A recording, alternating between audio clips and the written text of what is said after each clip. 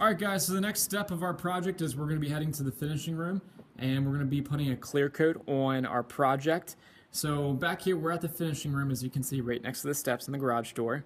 So the finishing room, a few different rules. First, 7 people max back here at a time. When you come back here, the on switch for the lights, because they're off right now, is out here right next to the steps.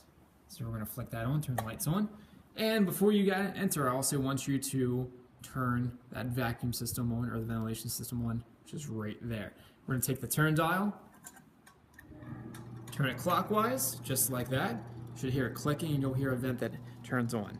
So back here we have my finishing room. So we have some storage and drying racks on the left hand side, a sink, some trash cans on the floor.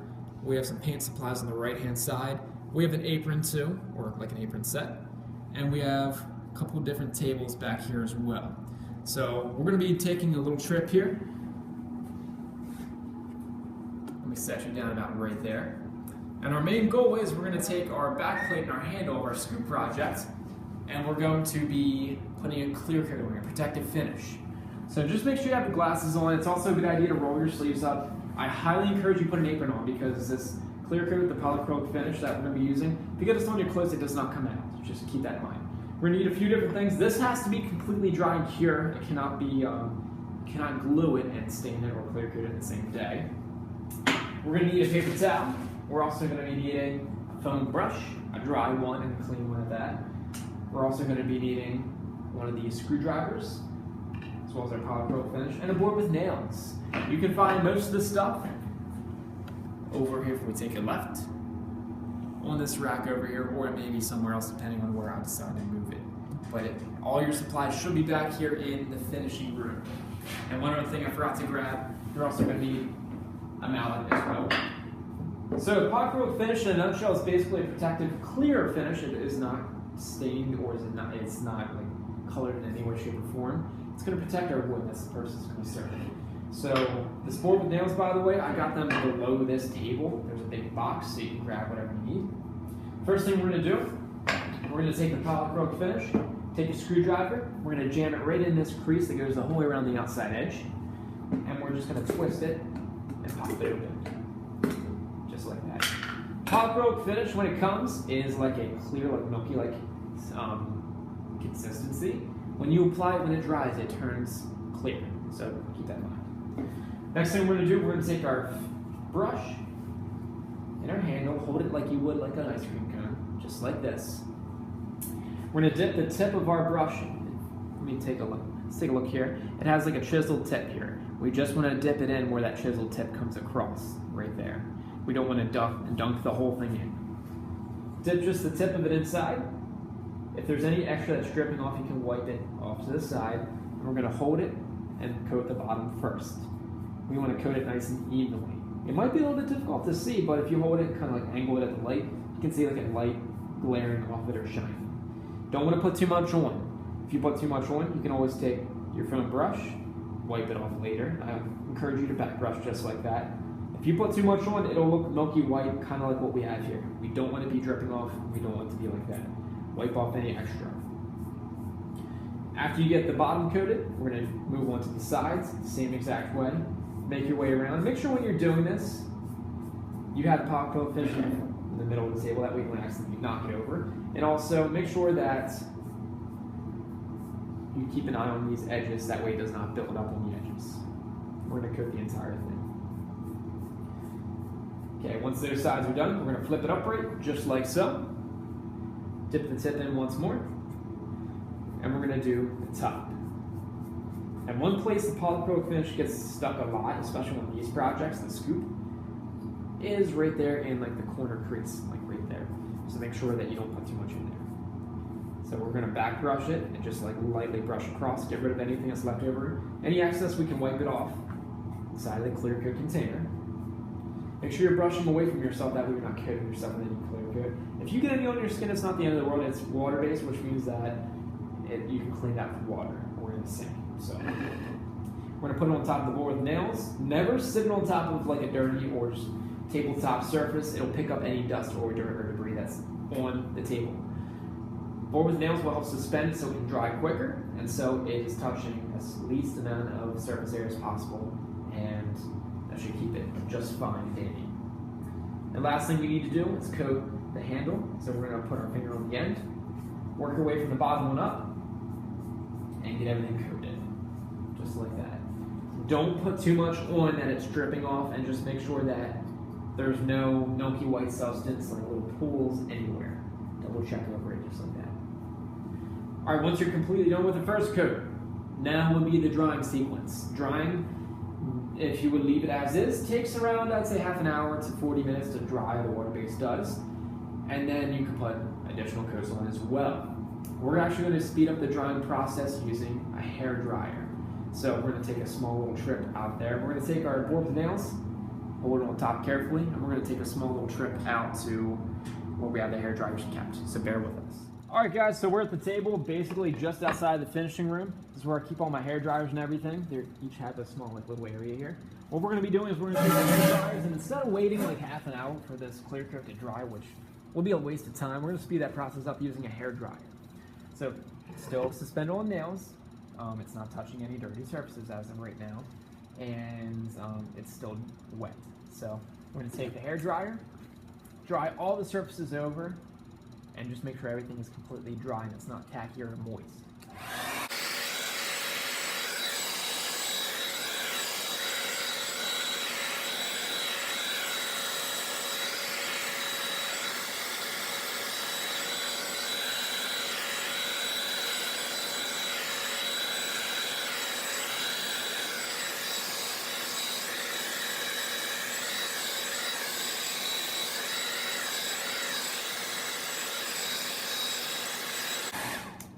Once you're completely done, this thing's dry to the touch. There's no more moist spots or tacky spots. We're going to grab some of this extra fine sandpaper, which I usually keep out here in a container. And we're actually going to be sanding this very lightly. When I say lightly, I mean like barely at all. What happens is when you put a clear coat on just anything in general, there's sometimes dirt, particles, and just dust that is suspended either in the air that settles on top of it, or there's some dirt and particles that are inside of the actual clear coat that actually makes it rough. So what we're going to be doing is just lightly taking sandpaper and just going in over the surface and literally scuffing it. So just watch how quickly this happens. So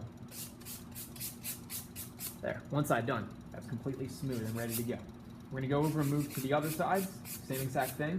If you sand too long in one specific spot, then you basically defeat the purpose of the clear coat that we just put on, and you sand it off completely, which is not what we want to happen. Make sure you get all those nooks and crannies around that entire thing. And the dowel rod. Alright, then at that point, feels pretty smooth, feels good. We're going to go back through and put a second clear coat on this thing. After the second clear coat, we're going to be finished with putting a clear coat on our project, and that'll lead us into assembly, which we'll follow in just a few minutes here.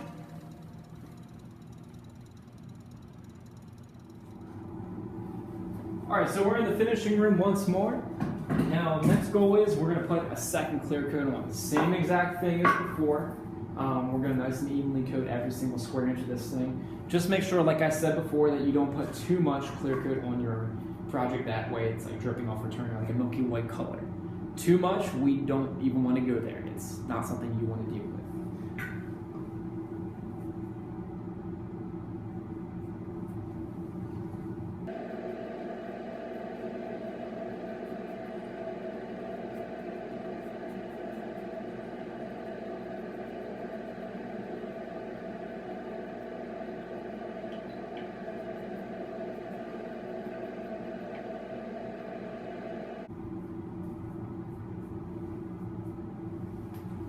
Alright, when you're completely done, then we're going to set this off to the side. We have to pay attention to cleaning up our stuff. Please clean up your stuff. That way we don't waste clear coat because this stuff is rather expensive. And that way we can prolong the life of our brushes. So with a brush, what we're going to do is we're going to take the edge of the brush and just wipe it off, get the extra off. Lay that off to the side. And I'll suggest putting it on top of like maybe part of the paper towel. That way you're not laying it in any garbage or anything. We're going to take the lid, put it on the very top of our clear coat. And this is important. Please don't forget to do this or else you may be covered with clear coat and ruin all of your clothes. Take the paper towel, put it on top, and we're going to be taking the mallet and working our way around the perimeter and sealing this up. Notice notice I'm going around the perimeter. I'm not just smacking it in the center. If you take a look here, it might be hard to see on the camera. I'm not exactly sure how good it's going to pick it up. There's like these like little dark marks here, which is where clear coat was actually starting to spray and spritz all over that would have been on someone's clothes or your clothes, which we'd rather have that not happen. After that's done, we're going to put everything back on the shelves where it belongs, or just where it belongs in general. Over here in this finishing room, it's going to be over there to the left hand side of the doorway. And we're also going to be cleaning out the brushes as well. So let's put all these things back.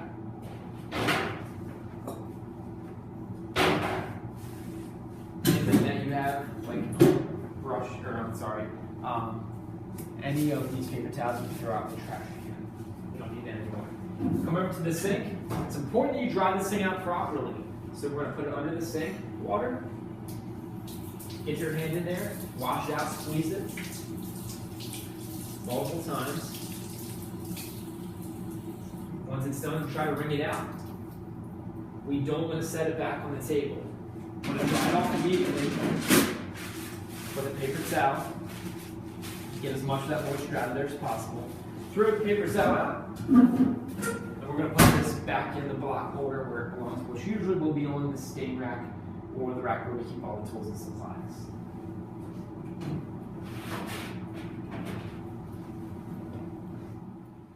All right, then once again, after we're completely all finished up and we're cleaned up, we find ourselves out here at the drying table on the board with nails.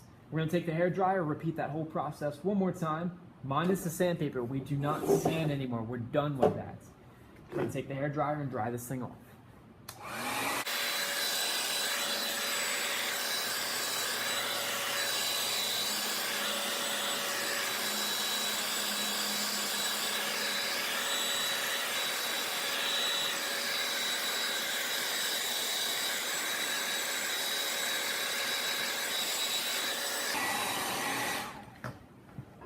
Once it's dried, you're pretty much all finished. Just do a visual inspection. It should be fairly smooth now. You don't need to sand a second time, like I said before.